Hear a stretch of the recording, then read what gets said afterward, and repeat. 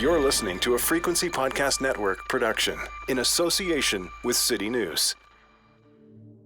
It's already false enough to be a joke. But even if it weren't, surely the past couple of weeks have put to bed the idea that Canada does not have the sort of random, violent attacks that leave innocent people dead in America. It can and does happen here. That much is increasingly, blindingly obvious. Toronto police officer was shot and killed as part of a shooting rampage that took over the Greater Toronto area yesterday afternoon. On a Monday afternoon, a series of tragic events unfolding in the GTHA at the hands of what police say was an active shooter. It was 1 week ago, Monday afternoon, that police reported via Twitter that an officer had been shot in Mississauga, just outside of Toronto. More tweets and communications from different police agencies in different areas around southern Ontario followed, eventually culminating in an Ontario-wide emergency alert. In the wake of this attack, that has now left 3 people, plus the gunman, dead, there are, of course, questions to answer. But because that gunman is dead, we once again have to wonder how many of those answers we'll ever get, or if we get them, how many police will eventually share. Why did he do it? How could this have been stopped before it started? How well did several police agencies coordinate in real time as the shooter traveled between 3 cities? And could they have done it better? Have caught him sooner?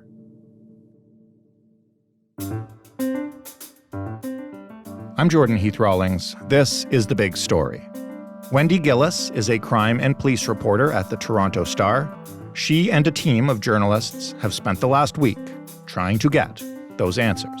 Hi, Wendy. Hello, thanks for having me. No problem. I'm hoping that you can first just bring us back to September 12th. We can do a detailed run-through because the actual timeline of this event is pretty crazy. But maybe just for those outside of Toronto or Ontario, what happened that day? In summation, we had a really horrible thing happen on Monday, which is we had a multi-city shooting that was quite chaotic. We had a fatal shooting of a police officer in a Tim Hortons in Mississauga, then had a violent carjacking, then had another shooting in Milton that left 2 people dead, and then we had the last shooting, which was in Hamilton, and that was of the gunman. And you know, police say this is all by the same person. So this is one man acting alone, armed with a handgun, who created a lot of tragedy and a lot of chaos on Monday that I think has left many people shocked and, so many people sort of reeling from this tragedy. For those unfamiliar with the area, just geographically speaking, how far does this stretch? Yeah, pretty far. I mean, so Mississauga is outside of Toronto, as most people know. This started in Mississauga. It then went to Milton, so that's even further west. And then ultimately it ended in Hamilton, a whole other city even further west than that. So it's pretty far, all things considered. And just to give you a sense, of how many police services this involves, like ultimately there are 5 services involved because it happened in Peel region and then it moved over to Halton region and then subsequently it ended in Hamilton. And then of course the gunman traveled on the highways and that's patrolled by the OPP. So there's just a lot that's going on and it gives you a sense of how big this thing was. One thing I'll ask you about in a little bit after we walk through it is just how that many police agencies can coordinate in real time. But first, maybe tell us a little bit about the man police believe to have been behind all this. What do we know about Sean Petrie? Yeah, good question. Sort of just to sum it up, we know a fair amount about his criminal history and then we don't know a whole lot else. So we know that he's 40 years old. As far as we know, he was acting alone on Monday. Police don't know where he was living at the time. They think that he was living outside of his car. And we know that he hasn't been in touch very much with family. He's estranged from his family, we've heard. What we do know is that he had quite an extensive criminal record. It goes back about 20 years and it's a long list of convictions. It's assault, armed robbery, carrying a concealed weapon, careless storage of a firearm. So we know that there's a history involving guns. What struck me a little bit is that his last conviction was in 2012, and so that's 10 years where we don't have a good sense of exactly what he was up to. So still, this is a little bit of a mystery in terms of who he was and what he was trying to accomplish. Can you also tell us a little bit about the victims? Who were they? And I understand they were from many different walks of life. Yeah, so first of all, we knew a lot about his first victim because quite rapidly news had spread that a police officer had been shot and killed. And I know, I first started getting wind of it in under an hour after it had happened. And for me, it was really quite shocking because these things don't happen, thankfully. Obviously it did, and we need to take stock of that, but it's quite alarming to have, an officer that was killed on the job. So what we know is that Constable Andrew Hong was shot inside of a Tim Hortons in Mississauga. He was shot at close range, and, within a couple of hours of that happening, we had police describing it as an ambush, that he didn't really have any chance. So we know that he was a husband. He had 2 teenagers. He had spent the bulk of his time with the Toronto police in the traffic unit, which was interesting for me. I often sort of hear about officers moving around a lot. He had dedicated his time, most part, to the traffic unit. And there he'd kind of specialized in what they call motorcycle operations. And so that's kind of, taking part in a motorcade or processions or political visits. And as it happened on the day he was killed, he had been, in fact, instructing a course on how to do that. I wasn't quite able to pin down exactly how tall he was, but people kept telling me he was like 6'4", 6'5", big guy, gentle giant kind of, and a jokester. His family put out a statement calling him a bit of a practical joker. We also had a man named Shakil Ashraf who was killed. He was similarly, a father. He was 38 years old. He was a business owner, and he owned the auto body shop that was shot up. It was the second location of the shooting that had happened in Milton. I'm sure we'll get to this, but there is a connection, allegedly, between the gunman and that auto body shop. We're told that he had been an employee there, and when he arrived, the gunman arrived, he shot and killed Shakil Ashraf. He also shot and injured 2 other men, and I'm sad to report that one of those men who had been injured sadly passed away just over the weekend, and that was a man named Satwinder Singh, an international student from India, and by all accounts seemed like a wonderful person who was trying to start a life in Canada, bring his family over. And he'd been working at the auto body shop just part-time to, I think, cover the bills. And he was seriously injured on Monday and, as I said, died over the weekend. So just horrible. As a journalist, it's never easy to cover these kinds of stories because you get those small details of who these people were, and it's just heartbreaking to think that this is how they came to their end. I'm going to ask you now to take us through what happened. I understand that you and a huge team of your colleagues at the Star put together a painstakingly detailed timeline of what happened during this spree. So you mentioned this began with Andrew Hong at a Tim Hortons. What happened there? Like, what do we know about what actually happened inside the shop? Yeah, good question. I mean, what was striking to me, I think, in terms of what we have started to learn kind of in the aftermath of this is that we now know that the gunman allegedly had been outside of the Tim Hortons for upwards of 2 hours, 2 hours and 15 minutes. So he arrived around noon and the shooting was at 2:15. And so we know that there was motorcycle operations course that was taking place nearby. It was a police-led thing, Peel Police, Toronto Police, York Regional Police, and Constable Hong had been instructing the course. And, one of the sad details that will stick with me is that apparently he'd offered to buy some of his colleagues coffee. So they break for lunch in that area. We have these types of areas. They're sort of ubiquitous all across Canada now, where it's sort of like a plaza of stores and restaurants, and there's a Tim Hortons there, and everybody went their own separate ways. Constable Hong went inside the Tim Hortons, and it was there that he was approached by the gunman and shot at close range. And so we know that there were the people that were inside the Tim Hortons, understandably left. You can imagine the horrifying scene that was. And we know that the police officers that had been nearby already for the course ran towards the Tim Hortons and found Constable Hong deceased at the scene. And so that started a whole response there centered at that Tim Hortons. Meanwhile, we know that the gunman crossed the street, went across to the Walmart parking lot where he stole a black SUV, and he shot the driver of that SUV. That person is still, as we understand, alive and recovering, underwent surgery, was shot in the abdomen, and their car was stolen. So subsequent to that, Petrie, the gunman, drives from Mississauga to Milton to MK Auto Repairs. And as I mentioned before, we have been told that that is a place that he worked somewhat recently. We're hearing sometime in the spring thereabouts, he had been fired for unprofessional behavior. We know that the police are looking into this and the connection there and whether or not there had been any threats or any sort of warnings about whether this could have been avoided in some way. But we know that he gets there and that, we're told there's actually a little bit of time that, he's there and there's a few moments that go by and that that's when Shakil Ashraf returns and we're told he'd been out sort of getting lunch, comes back and Petrie opens fire there and shoots 3 people. So that's Shakil Ashraf and Satwinder Singh, who have now since died, and then a third person who was injured there. And then of course we then know that Petrie leaves and drives towards Hamilton. And ultimately, this is where the story ends in, a Hamilton cemetery, actually,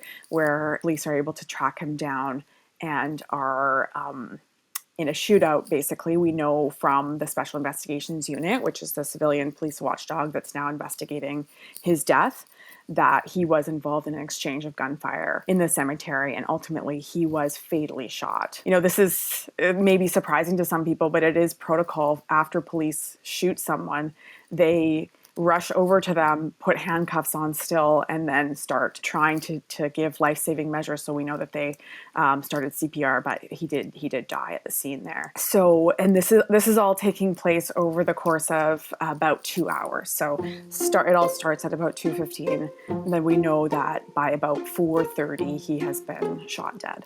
But still, for hours after the fact, it was just a chaotic attempt to try to figure out kind of what had happened and put the pieces together of this really complicated story.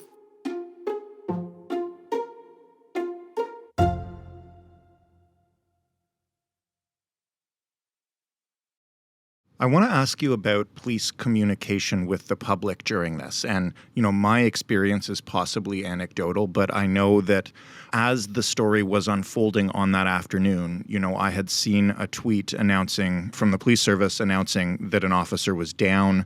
I didn't kind of have a really good idea of what was going on. It seemed like that might be an isolated incident. And then later, I got an emergency alert on my phone, and I know there was some criticism around that alert as well. Have you guys been able to put together, exactly which police service was conveying what to the public? Yeah, we went back and looked at the tweets that were coming out and tried to figure out, what was known when. It's like I said at the top, this involves multiple different police services. And because it's all happening so quickly, you can understand there was a little bit of a challenge in terms of seeing these two incidents as connected initially. What we do know is that, first it's Peel responding to this Mississauga shooting. And we know that they fairly rapidly put out a tweet talking about how there is someone who is armed and dangerous and driving a dark colored vehicle. There's initially some confusion about even the description of the gunman. Initially, he's described, I believe, as white, and then it gets changed over to male black. And then there's sort of, after the second shooting, it's then Halton Police, and they're putting out tweets stating the public with a little bit more information.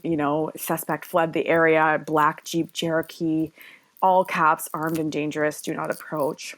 I'm seeing this in real time too, had just gotten some initial information that a police officer had been shot, and people were making the connection because of the Jeep's license plate number.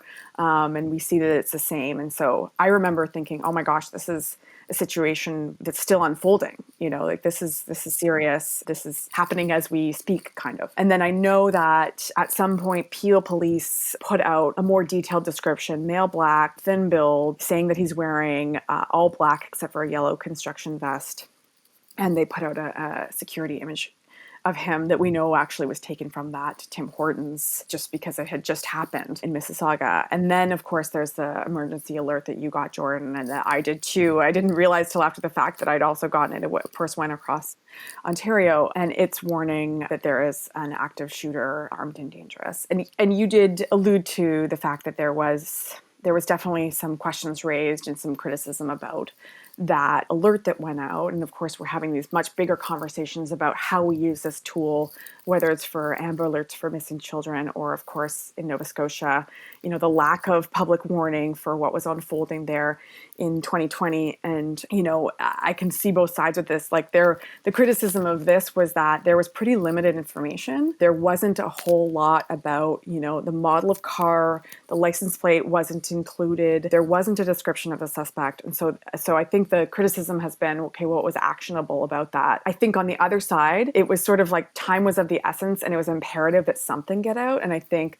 a lot of us would say like some information is probably better than no information, and at least got people kind of on their guard to be like, okay, something's going on. I'm going to try to find out more, but in the meantime, I'm going to lock my door or something like that. I think this should be a part of a broader conversation about how we use these types of alerts. But certainly at 4:25, when that alert went out, there wasn't a lot that was known yet. Yeah, so you can kind of get a sense of the chaos that was unfolding internally as well as kind of across this region where there had been just, 3 separate things that had gone on that actually were connected. Yeah, totally. And I mean, look, we've covered the Portapique inquiry on this show and, just how badly things went there. So always inclined to be skeptical of the police, but at the same time, hindsight is 2020. In a situation like this where things are happening over a very short span of time, what I want to ask you, and maybe it's too early for this, though, is there a policy or even just, a regular protocol for something like this that does span, as you pointed out, like 5 separate jurisdictions? Like who takes point on when we send an emergency alert, or does each department kind of make up their own mind with that? And who's the lead communicator on Twitter? Because I think what people were reacting to was the fact that like some of the tweets out there had the suspect's picture and the license plate, and then the emergency alert followed those tweets without it. No, that's a good question. I think this is yet another kind of example of like, okay, so we have a case study now of what happened here that we obviously need to take, because you're right, Jordan. I mean, some of that information had already been released by one police service, and then to not see it in the larger alert was sort of surprising. I know that the OPP manages the alerts that go out for the province of Ontario, and certainly I'd like to know if they are doing a little bit of a review of this to see like, okay, so how next time can we use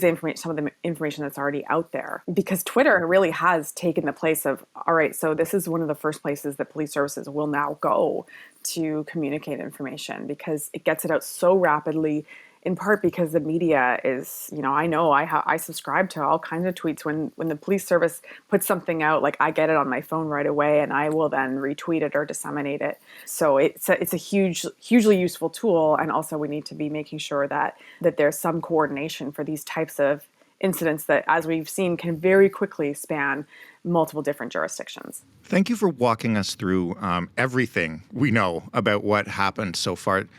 I want to ask if we know anything about why, and I know this is always a difficult question, but 2 whys maybe. The first is, why did this begin with an attack on a police officer? And the second, you did mention that he had worked at MK Auto Repairs. Do we know anything about how that ended that would provide a motive for why he would come back and attack people at that place? I mean, good questions. We're now at the week point where, it's almost been a week since this happened, and we know a lot, and there's still so much that we don't know.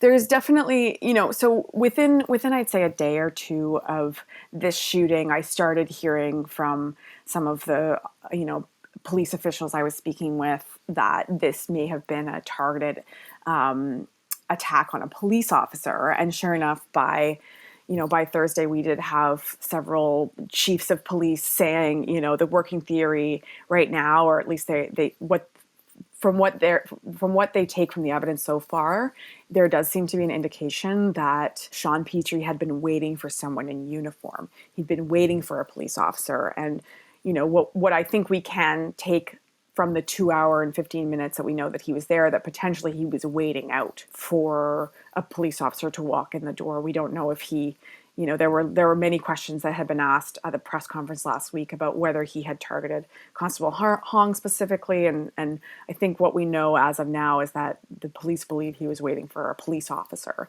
Why? We don't know that yet. We do know that after he shot Constable Hong, he made an attempt to disarm him. He tried to take his gun from him and wasn't able to get past some of the mechanisms that make it hard for someone to just take an officer's gun. So there is conjecture certainly that perhaps he had been trying to get a second gun. That may have been part of the motivation for looking for a police officer. To get to your second question, I don't know that we have enough information at this point to draw a lot of connections between just the fact that he had worked there and he went back there. Certainly it would suggest that there was something, some retribution or some motivation to go back there. Perhaps he'd been upset about something. No, but hopefully some of those answers will come, I don't know, in the next few weeks, as a little bit more is discovered about his past. But, obviously there are just big questions about the why here. And that's always the case with these things is, it seems so senseless. And so we're always yearning and searching for why, like how did this happen and how can we stop it from happening again? That's just human nature to ask those questions. The last thing I want to ask you is sort of about just what happens now. You kind of alluded to it. It's something that we discussed last week in the wake of another one of these, the stabbing spree in Saskatchewan. When a suspect dies at the end of one of these in police custody, I think the worry a lot of people have and have pointed out is that there's not really much of a mechanism for a lot of the deeper details of the investigation to become public because there's not a trial. So I just want to know, first of all, are you concerned about that? And how much do you think you will ever get from the police now that the suspect's dead? Yeah, these are really good questions. And I think we need to be talking about them because we can, as the media, be demanding more information about this. So first of all, there are, a couple of there are going to be bits of information that come out just by virtue of the processes that are in place now. So the Special Investigations Unit is now probing the shooting death of Sean Petrie. So SIU is the civilian police watchdog that in Ontario investigates every time there's a death or a serious injury involving police.